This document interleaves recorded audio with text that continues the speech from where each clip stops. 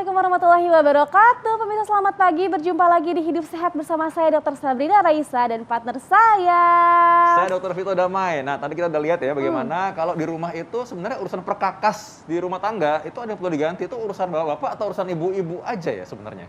Betul, itu harus diganti secara rutin, terutama kayak tadi karpet, bantal. Karena kalau enggak, itu bisa menyebabkan penyakit kulit sampai pernafasan. Terus kayak spons juga Dr. Vito untuk cuci piring biasanya suka pada lupa diganti tuh. Soalnya kan saya, kalau udah lama makin nyaman soalnya kan. Bener, aduh tetap aja diganti ya Dr. Vito ya. Iya. Sikat gigi juga jangan lupa harus diganti, apalagi yang pakai yang suka kenceng-kenceng tuh udah sampai nggak berbentuk. Wah, sampai makan-makan Dr. Vito gitu nggak? Nah itu kalau sampai mekar tuh kadang-kadang jadi bingung, takut ketuker sikat gigi sama sikat WC, takutnya gitu ya.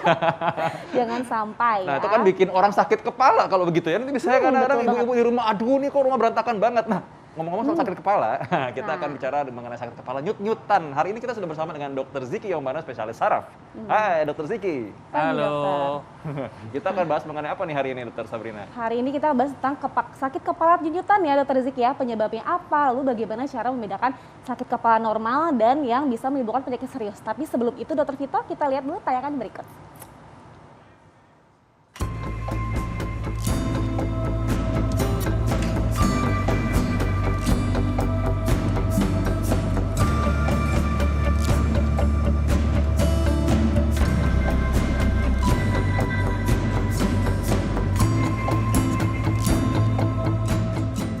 Pemirsa, sakit kepala bisa menyerang tanpa pandang usia dan bisa terjadi kapan saja. Bahkan saat bangun tidur pun nyeri kepala bisa mendera dan kadangkala disertai oleh rasa pusing atau sensasi rasa nyut-nyutan di pelipis kanan maupun kiri. Sakit kepala terbagi dalam beberapa jenis dan akan dirasakan pada beberapa lokasi pada kepala berbeda, seperti kening, kedua pelipis kanan dan kiri, nyeri di area ubun-ubun atau bahkan belakang kepala hingga leher. Karena bisa terjadi kapan saja, gejala ini sangat mengganggu aktivitas. Ada kalanya kita menganggap sakit kepala adalah gejala remeh yang bisa hilang dengan sendirinya. Ada yang mengatasinya dengan tidur seharian, ada pula yang terus mengkonsumsi bergelas-gelas air putih, dan ada pula yang mengobatinya dengan terapi pijat tepat di titik nyeri kepala. Namun tahukah Anda bila nyeri kepala juga bisa terjadi sebagai sebuah indikasi adanya penyakit yang berbahaya? Dan gejalanya bisa tak itu-itu saja. Ada yang disertai pusing 7 keliling, muntah, bahkan hingga hilang kesadaran. Biasanya kita akan merasakan sakit kepala saat kurang tidur atau stres melanda. Nyerinya bisa dirasa ringan, namun kadang nyeri tak tertahankan. Lalu apakah sakit kepala disertai dengan rasa nyut-nyutan di kepala termasuk gejala berbahaya? Apa penyebabnya dan bagaimana mengatasinya? Simak informasinya di Hidup Sehat sesaat lagi.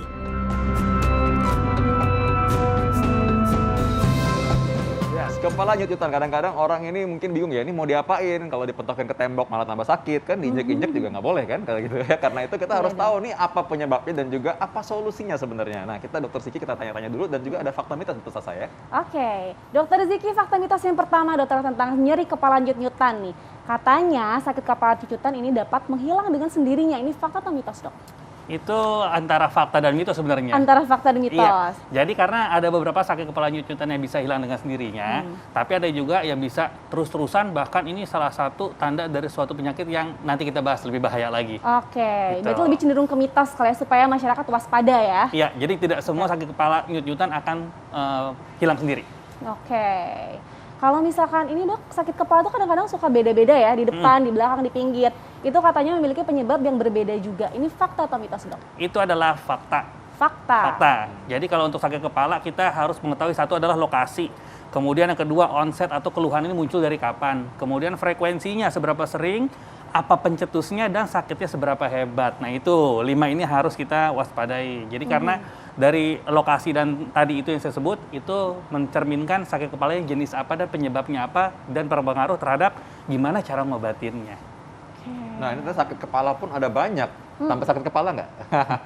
Jadi karena itu harus tahu dulu, makanya ikut sampai habis ya. Ini yang paling menjadi pertanyaan karena kalau misalkan ada tekanan darah tinggi, orang kan banyak tuh tensi tinggi ya.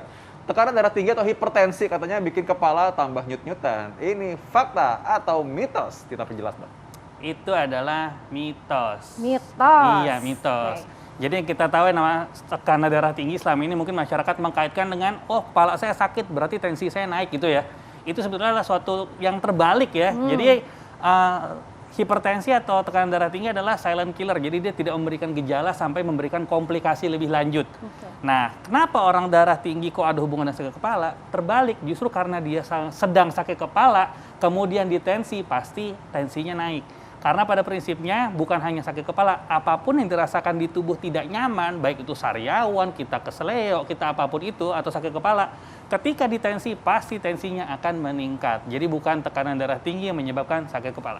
Atau mungkin juga memang dia udah darah tinggi sebenarnya. Betul. Jadi selama ini tinggi terus. Nah, pas sakit kepala pas diukur tensi. Pas ngecek, Jadi akhirnya pas tahu. dibilang, oh dikaitkan, padahal terbalik. Itu. Selama ini udah darah tinggi dari dulu ya. Udah dari dulu. Tensi kapan pun emang tinggi. Jadi nggak ada hubungannya. Ayo. Betul. Jadi pemirsa juga harus waspada nih Dokter Vito. Jadi kalau misalkan yang jangan nunggu hipertensi baru cek ya kan, harus cek secara rutin, dicek tekanan darahnya gitu. Karena kadang-kadang orang kalau nyalain hipertensi bikin sakit kepala, mereka telat nanti. Takutnya udah datang ke dokter Ziki udah stroke nanti takutnya ya. Ya, Aduh, udah pecah pembuluh bahaya darah, banget ya. udah PR kan nanti kan. Nah, itu. Oke, fakta mitos berikutnya dokter, ngomong tentang bahaya tadi nih, sakit kepala nyut-nyutan ini dapat disebabkan karena pelebaran yang tidak normal pada pembuluh darah di otak nih dok. Nah kalau misalkan pecah itu dapat menyebabkan pendarahan dan menyebabkan kefatalan, bisa mengancam jiwa. Ini fakta atau mitos? Itu adalah fakta. Fakta, nih Ya. harus hati-hati ya. Harus hati-hati. Jadi ada yang namanya suatu pelebaran pembuluh darah abnormal, kita sebut namanya aneurisma. Gampangnya seperti balon ya. Jadi balon itu semakin ditiup semakin lebar tapi semakin tipis dindingnya. Dan karena ini ada di arteri atau pembuluh darah yang dari otak, dari jantung, maka dia akan mengikuti irama pompa jantung, akan nyut nyut nyut. Nah, kalau ini berlanjut, tekanan terus tetap ada dan dinding makin tipis, maka biar pecah. Kalau terjadi pecah pada pembuluh darah yang sebesar ini akan memberikan perdarahan yang sangat banyak, sangat bisa membuat suatu kejadian yang fatal bahkan kematian. Jadi hati-hati. Nah dok, tapi ini mungkin pesan singkat aja kepada pemirsa ya, maksudnya gimana cara mencegahnya atau bisa mendeteksi dari awal ya. Kadang-kadang mungkin kan kalau dokter Ziki bilang, oke ini saya MRI dulu, wah sakit kepala doang masa di MRI gitu. Betul. Mungkin karena mereka nggak tahu dok. Jadi kalau sakit kepala yang nyut-nyutan, tapi lokasinya di situ-situ aja, kemudian tadi kan saya sebut tuh ada lokasi, onset ya kan, kapan mulainya, frekuensi, kemudian lokasi di situ aja, dan semakin sering, semakin berat, semakin pokoknya kok kayaknya kemarin nggak begini, kok sekarang makin jadi ya. Nah, beda yang sekarang sama yang kemarin atau kemarin sebelumnya. Nah ini tanda sakit kepala yang harus diwaspadai. Karena sakit kepala yang biasa, tanda kutip ya, itu biasanya dengan istirahat atau obat-obatan standar dia menghilang. Tapi ketika kok nggak hilang-hilangnya makin jadi, nah ini harus hati-hati. Oke, jadi jangan sepelekan sakit kepala ya. Kalau sakit kepalanya berlanjut, apalagi makin berat, perlu dikonsultasikan ke dokter. Betul. Nah, dokter ini masih banyak fakta mitos yang akan kita konfirmasi ke dokter, akan dijawab. Tapi sebelum itu, pemirsa kita akan kembali saat lagi. Jangan kemana-mana, tetap di Hidup sehat.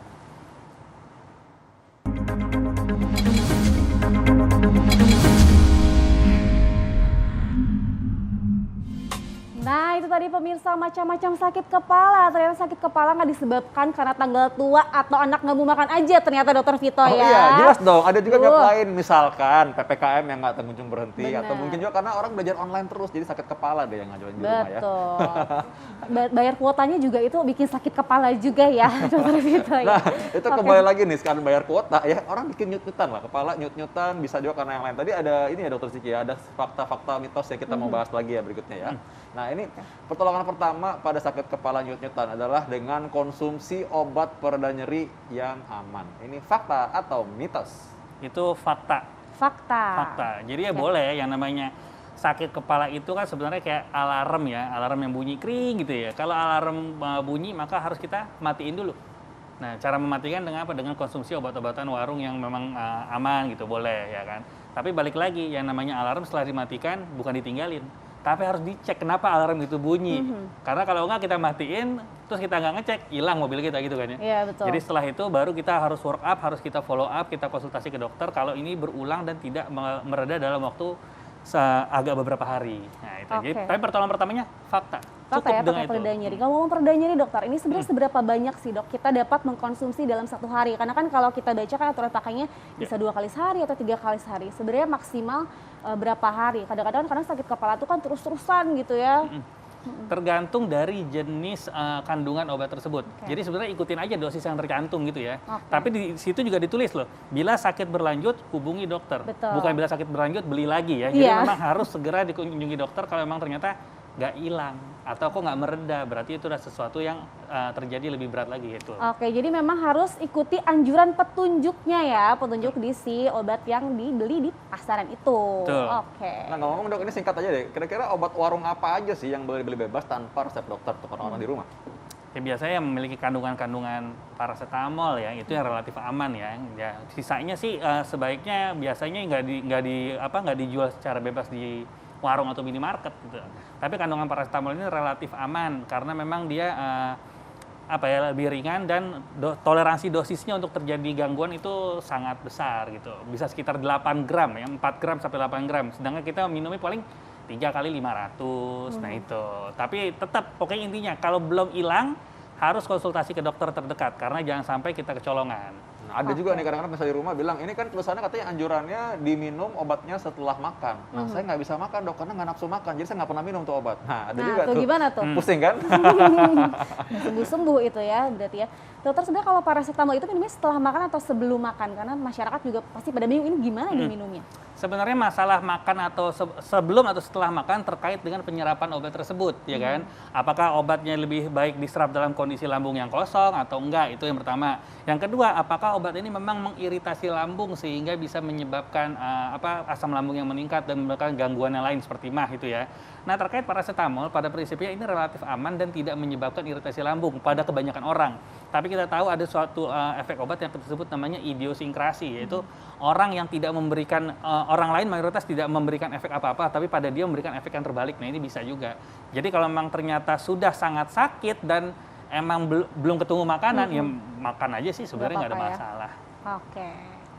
Nah, selanjutnya fakta mitos berikutnya Dr. Vito apa tuh? Nah, berikutnya nih katanya kalau kurang tidur ini menyebabkan orang kepala jadi nyut-nyutan. Ini fakta atau mitos?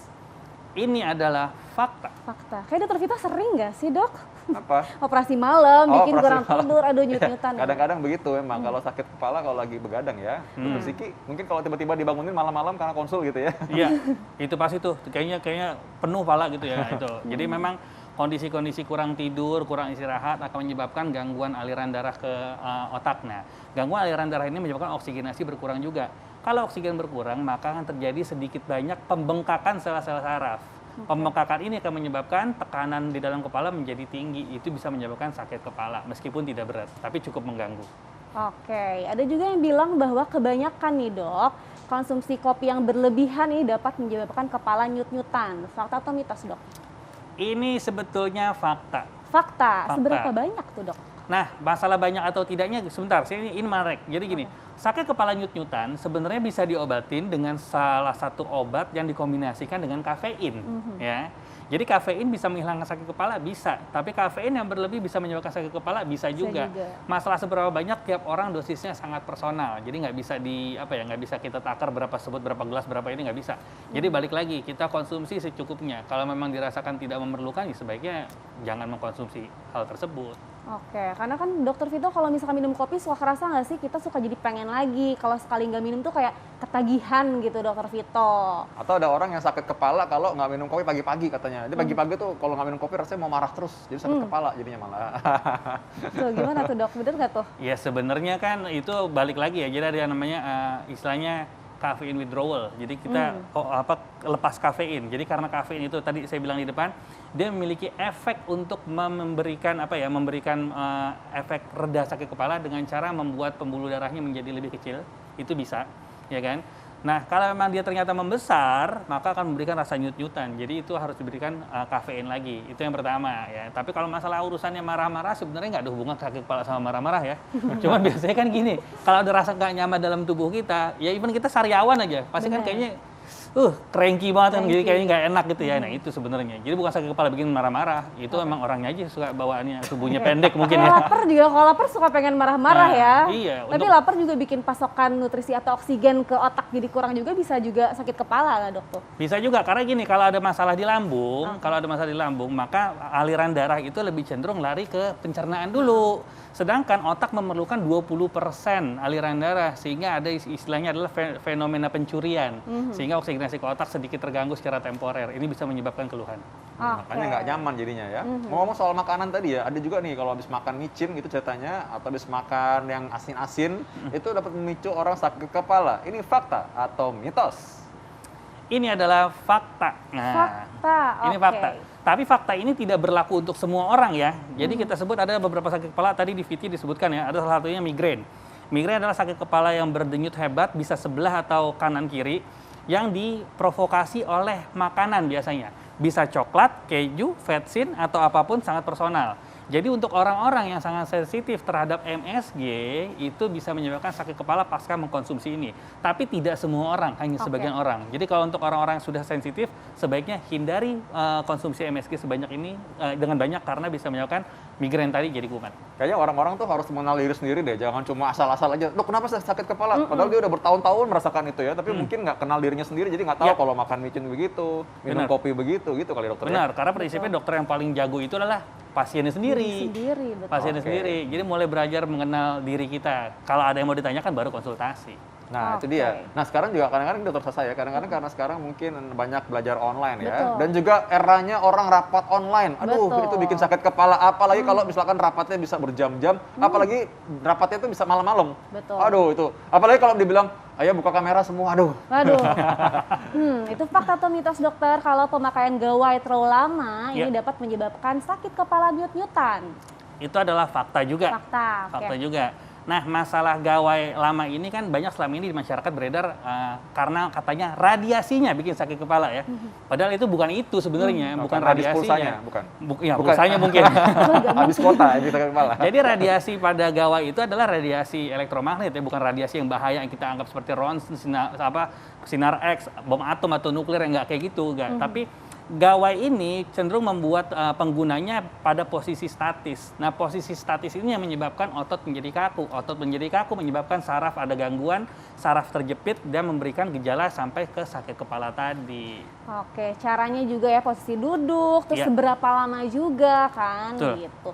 Ada nggak sih dok stretching untuk merelaksasi atau kegiatan khusus nih untuk menangani sakit kepala nih yang bisa dilakukan di rumah, khususnya untuk kepala nyut-nyutan? Ya. Jadi sakit kepala itu pada umumnya memang bisa, tadi kan kita pertolongan pertama bisa pakai obat-obatan yang dari warung dulu ya, tapi juga bisa kita membuat lebih nyaman diri kita dengan memberikan pijatan ringan pada daerah yang sakit di kepala. Itu boleh, itu ya boleh ya. Boleh ya. Pakai tangan aja ya, jangan pakai kayu atau segala macam gitu ya. Kemudian kita bisa lakukan stretching, yaitu stretching melemaskan otot-otot sekitar leher dan daerah sekitar kepala dengan cara kita melakukan peregangan ke belakang seperti ini tangannya. Oke, coba diajarin. Pemirsa pada ikutin di rumah ya. Yuk, ikutin yuk di rumah yuk. Mungkin kita madep belakang ya. Oke. Jadi tangannya ini madep ke dalam ya, putih-putihnya madep ke dalam, menghadap ke dalam. Ya. Kemudian kita tarik ke atas begini. Setinggi-tingginya, tapi badannya jangan nunduk. Tetap Tetap tegak tegak, ya, Dok? tetap tegak.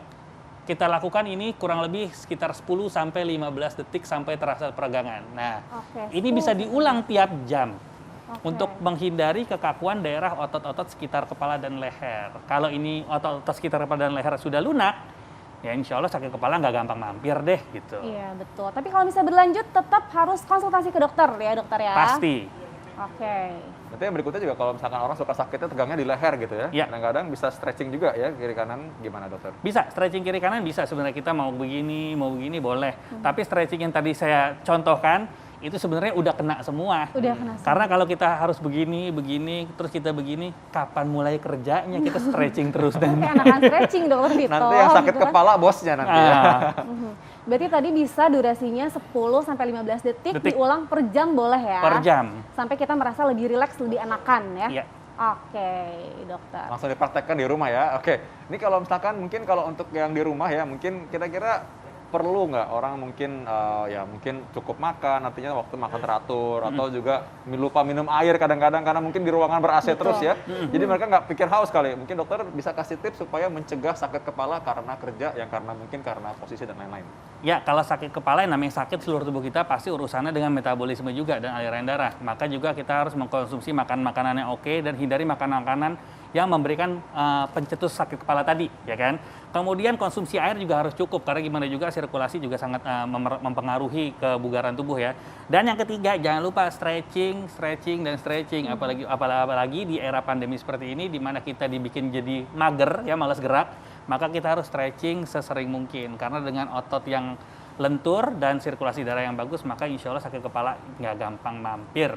Asik, Baik, terima dokter. kasih Dokter Terima kasih Ziki. banyak. Nah, tadi udah ngomong soal makanan juga ya. Kita tahu makanan itu harus makanan yang bergizi dan penuh dengan vitamin atau mineral kan, apalagi di era saat ini ya. Terutama juga vitamin D. Nah, bagaimana caranya kita meningkatkan imunitas tubuh kita? Dan salah satunya bagaimana manfaat vitamin D? Kita akan bahas sesaat lagi, tetap di Hidup Sehat.